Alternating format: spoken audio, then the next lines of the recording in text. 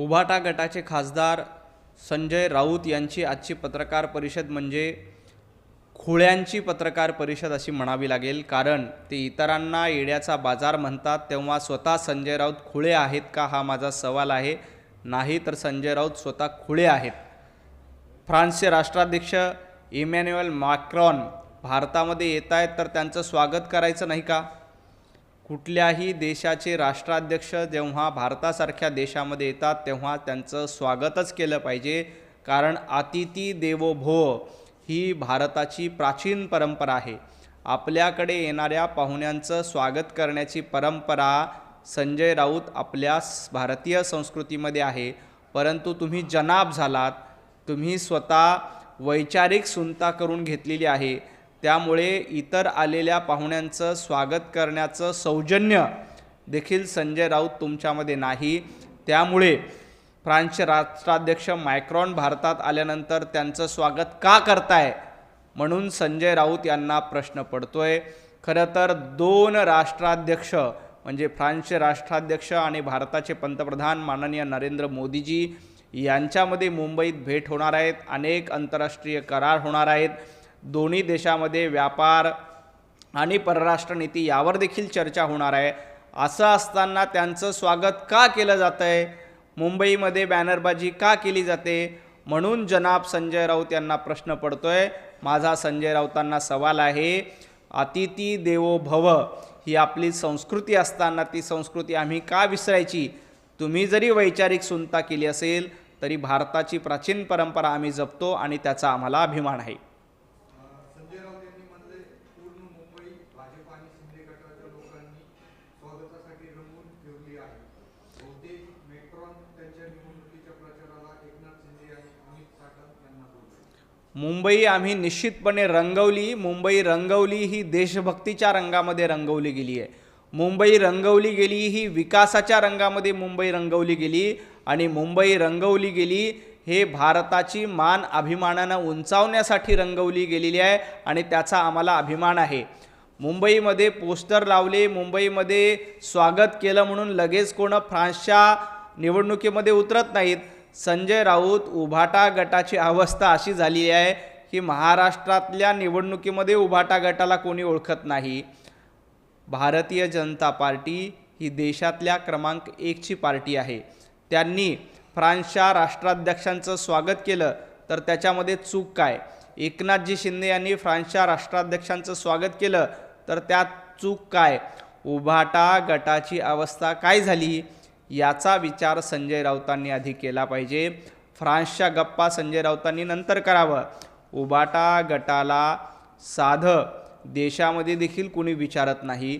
तुमचं अस्तित्व संपत आलंय, तुमचा पक्ष लयाला गेलाय. तुम्ही आपल्या पक्षाकडे बघा. फ्रान्स आणि भारताचे संबंध बघण्यासाठी पंतप्रधान नरेंद्र मोदीजी सक्षम आहेत. तुम्ही आपल्या पक्षाची काय धुळदाण उडाली त्याकडे आधी लक्ष द्या. मॅक्रॉन यांच्यापेक्षा हा प्रधानमंत्री मोदींचा शो असेल असं संजय राऊत. हा पंतप्रधान नरेंद्र मोदीजींचा शो आहे, हा भारताचा शो आहे. पंतप्रधान नरेंद्र मोदीजींमुळं देशाची मान अभिमानाने उंचावली. जगभरामध्ये पंतप्रधान नरेंद्र मोदीजींचं नेतृत्व जगाने स्वीकारलंय. आज भारत 11व्या स्थानावरनं 3ऱ्या स्थानावर अर्थव्यवस्थेमध्ये आला. हे पंतप्रधान नरेंद्र मोदीजींच्याच नेतृत्वामुळे. पंतप्रधान मनमोहन सिंह सरकार होतं तेव्हा देशाची अर्थव्यवस्था 11व्या स्थानी होती. जनाब संजय राऊत, तुम्हाला आठवत नसेल तर मी सांगतो, भारत 11व्या क्रमांकाला होता. आज पंतप्रधान माननीय नरेंद्र मोदीजींच्या नेतृत्वामध्ये जगामध्ये 3ऱ्या क्रमांकाची सर्वात मोठी अर्थव्यवस्था म्हणून आपण उदयाला आलो. ते पंतप्रधान नरेंद्र मोदीजींच्या कर्तृत्वामुळे, भारतीयांच्या कर्तृत्वामुळे आलेलो आहोत. याचा तुम्हाला देखील आनंद व्हायला पाहिजे. जगामध्ये भारताची मान अभिमानानं उंचावते आणि हा आनंदाचा आणि अभिमानाचा क्षण आहे. त्याबद्दल भारताचा हा शो आहे. संजय राऊत, भारताची मान जेव्हा जेव्हा अभिमानानं उंचावते तेव्हा तुम्हाला त्याबद्दल लाज वाटते, तेव्हा तुम्ही त्याबद्दल शंका घेतायत. पण हेच जर पाकिस्तानची मान अभिमानानं उंचावली असती तर संजय राऊतांनी मात्र पेढे वाटले असते, पेढे.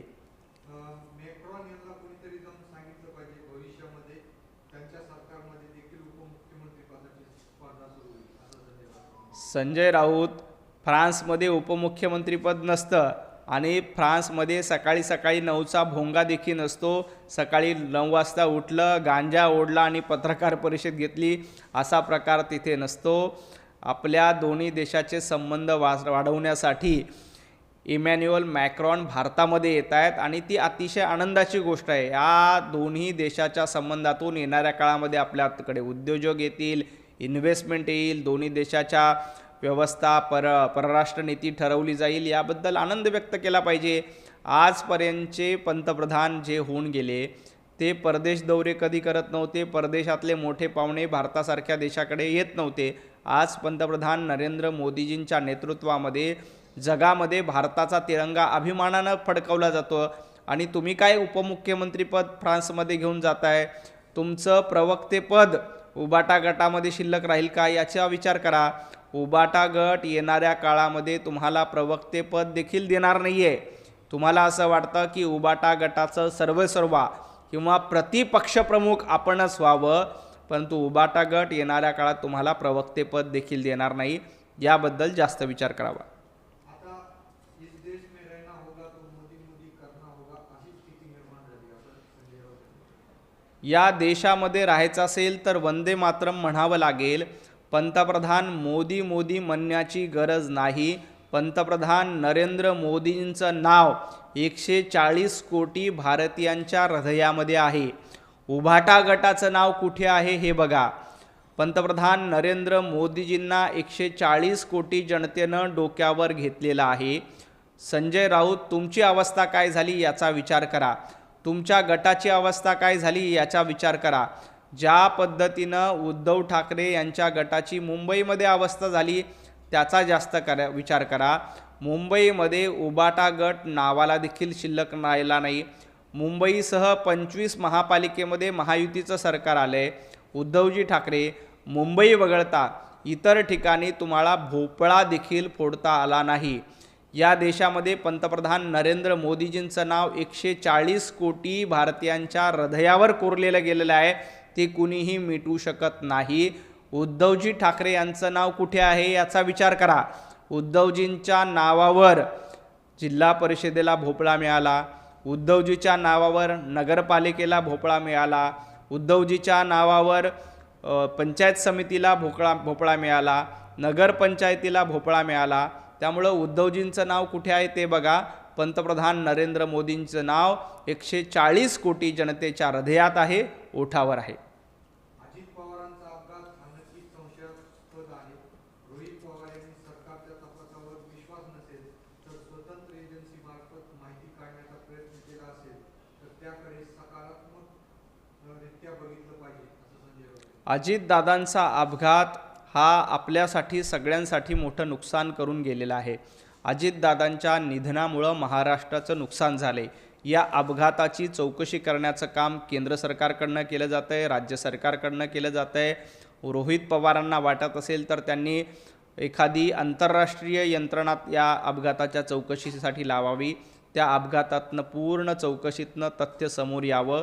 दूध का दूध पाणी का पाणी व्हावं याबद्दल आम्हाला अजिबात शंका नाही आणि ती चौकशी झालीच पाहिजे. स्वतः मुख्यमंत्री देवेंद्रजी फडणवीस साहेबांनी देखील यामध्ये पुढाकार घेतला. परंतु संजय राऊत यांच्याकडे या संदर्भात काही पुरावे असतील, रोहित पवार यांच्याकडे या संदर्भात काही पुरावे असतील तर ते पुरावे दिले पाहिजे. विनाकारण आरडाओरडा करणं, विनाकारण लोकांची दिशाभूल करणं हे संजय राऊत यांचा धंदा आहे. तो धंदा त्यांनी बंद करावा. अजितदादांच्या अपघाताबद्दल स्वतः माननीय शरद पवार साहेबांनी स्पष्टीकरण दिले की हा अपघात आहे. असं असताना संजय राऊत, रोहित पवार जाणीवपूर्वक जनतेची दिशाभूल करतायत का हा देखील माझा सवाल आहे. या प्रकरणात केंद्र सरकार चौकशी करतंय, राज्य सरकार चौकशी करतंय, अजून एखाद्या आंतरराष्ट्रीय संस्थेकडनं चौकशी करावी आणि अपघाताचं सत्य समोर यावं. अजित पवार यांच्या ज्या फाईल्स होत्या ज्यासाठी ते भाजपात गेले होते त्या फाईल मृत्यूपूर्वी पुन्हा उघडण्यात आल्या होत्या. त्यांनी पुढे म्हटले की चरांडेश्वर साखर कारखान्याचा कर्जाचा विषय होता तो ती फाईल अमित शहा यांच्याकडे गेली होती क्लोज करण्यासाठी. अमित शहानी फाईल क्लोज करू नये असे निगेटिव्ह शेरा म्हणून पुन्हा महाराष्ट्र पाठवले. अजितदादांची फाईल कुठे होती, कुणी उघडली होती, ह्या रंजक कथा सांगण्याच्या भानगडीमध्ये संजय राऊतांनी पडू नये. अजितदादा हे NDAचे घटक पक्ष होते. अजितदादांच्या नेतृत्वात आम्ही महायुती म्हणून निवडणूक लढली. अजितदादा या सरकारमध्ये उपमुख्यमंत्री देखील होते. संजय राऊत आपल्या पत्राचाळीच्या फाईलचं काय झालं हे बघा. तुम्ही स्वतः पत्राचाळ प्रकरणामध्ये बेलवर बाहेर आलात. पत्राचाळमध्ये सर्वसामान्य मराठी लोकांची घरं लुटून तुम्ही सर्वसामान्य मराठी माणसाला बेघर करण्याचं पाप केलं होतं. त्यामुळं त्या फाईलचं काय होतंय ते बघा. अजितदादा हे भारतीय जनता पार्टी NDAचे घटक पक्ष होते. या संपूर्ण प्रकरणामध्ये विनाकारण बिनबुडाचे आणि खोटे आरोप करू नका. तुमच्याकडे काही कागद असेल तर सकाळी पत्रकार परिषदेमध्ये एखादा कागद दाखवा. एकही कागद आपल्यासमोर ठेवायचा नाही, एकही पुरावा द्यायचा नाही आणि जनतेची दिशाभूल करायची. हे धंदे बंद केले पाहिजे. अजितदादांनी मागे फिरण्याचा जो विचार सुरू केला होता तिथून या सगळ्या घडामोडींना सुरुवात झाली आहे. गेल्या 3 महिन्यापासून दादा विरुद्ध भाजप सुरू होतं. दादा विरुद्ध भारतीय जनता पार्टी असा सामना नव्हता. दादा विरुद्ध म्हणजे अजितदादा विरुद्ध महाविकास आघाडी असा सामना महाराष्ट्राने बघितलाय. संजय राऊत, तुम्ही महाविकास आघाडीमध्ये असताना अजितदादांना काय काय त्रास दिला हे अजितदादांनी सांगितलं असतं तर संजय राऊत आणि उद्धवजी ठाकरे तुमची काय अवस्था झाली असती हे बघा. अजितदादा महाविकास आघाडीतनं बाहेर का पडले? तुमच्या महाविकास आघाडीमध्ये अजितदादांना राहावंसं का वाटलं नाही? तुमची साथ सोडून ते NDAमध्ये आले, भारतीय जनता पार्टीच्या सोबत आले. कारण उद्धवजी ठाकरे असतील, संजय राऊत असतील आणि इतर महाविकास आघाडीचे घटक पक्ष जाणीवपूर्वक अजितदादांना बदनाम करण्याचा प्रयत्न करत होते, जाणीवपूर्वक अजितदादांचं नेतृत्व डावलण्याचा प्रयत्न करत होते. त्याचमुळं तुमच्या महाविकास आघाडीची साथ सोडून अजितदादा NDAमध्ये आले, भारतीय जनता पार्टीसोबत आले. त्यांनी निवडणूक लढवली आणि राष्ट्रवादी काँग्रेस पक्ष माझाच आहे, राष्ट्रवादी काँग्रेस पक्ष अजितदादांच्या नेतृत्वातच मोठा झाला, हे अजितदादांनी विधानसभेच्या निवडणुकीला सिद्ध केलं, महापालिकेच्या निवडणुकीला सिद्ध केलं. अजितदादांचं निधन झाल्यानंतर जिल्हा परिषदेच्या निवडणुकीत देखील अजितदादा पक्षांनी सिद्ध केलं की हा पक्ष अजितदादांच्याच नेतृत्वात उभा राहतोय. आणि आता अजितदादांच्या पश्चात सुनेत्राताई पवार या पक्षाचं नेतृत्व करण्यासाठी खंबीर आणि सक्षम आहेत. त्यामुळे संजय राऊत यांनी यामध्ये लुडबुड करू नये. पार्थ पवार यांच्या संबंधित अधिकृत अहवाल समोर आलेला नाही, परंतु कोणी मोठ्या व्यक्तीचा दबाव असल्याशिवाय अशा प्रकारचे व्यवहार होत नसतात. पूर्ण अहवाल समोर आल्यानंतर कायद्यापुढे सर्व समान आहेत की नाही हे सांगता येईल. पार्थ पवारा प्रकरणामध्ये अद्याप अहवाल यायचा आहे, परंतु संजय राऊत असं म्हणतात की कुठल्या तरी मोठ्या व्यक्तीचा सहभाग आहे, त्यामुळे असे व्यवहार होतात. म्हणजे संजय राऊत यांना पुन्हा एकदा अजितदादांची बदनामी करायची आहे का? अजितदादांच्या संमतीनंच हा व्यवहार झाला आहे असं संजय राऊतांना म्हणायचं काय? संजय राऊत निधनानंतर देखील अजितदादांकडे संशयाची सुई दाखवत आहेत. याचा अर्थ अजितदादांची बदनामी करण्याचा प्रयत्न, एखाद्या व्यक्तीच्या निधनानंतर त्यांची बदनामी थांबवली पाहिजे, परंतु दुर्दैवानं संजय राऊत हे अजितदादांच्या निधनानंतर देखील त्यांची बदनामी करण्यासाठी उतरलेले आहेत. आणि अशा पद्धतीनं अजितदादांची बदनामी करण्याचं कितीही कट कारस्थान तुम्ही केलं तरी ते यशस्वी होणार नाही. या व्यवहाराचा आणि अजितदादांचा काहीही संबंध नाही, हे अजितदादांनी हयात असताना स्पष्टीकरण दिलं होतं. तरी देखील संजय राऊत म्हणतात की कुठल्या तरी मोठ्या व्यक्तीच्या सांगण्यावरून हा व्यवहार झाला आहे. संजय राऊत, तुम्हाला लाज वाटली पाहिजे. या प्रकरणामध्ये अजितदादांनी याआधीच आपलं स्पष्टीकरण देत असताना तुम्ही त्यांच्याकडे संशयाची सुई दाखवताय, ते सुद्धा अजितदादांच्या निधनानंतर. त्याबद्दल तुम्हाला खरंच महाराष्ट्र कधीही माफ करणार नाही. खूप खूप धन्यवाद.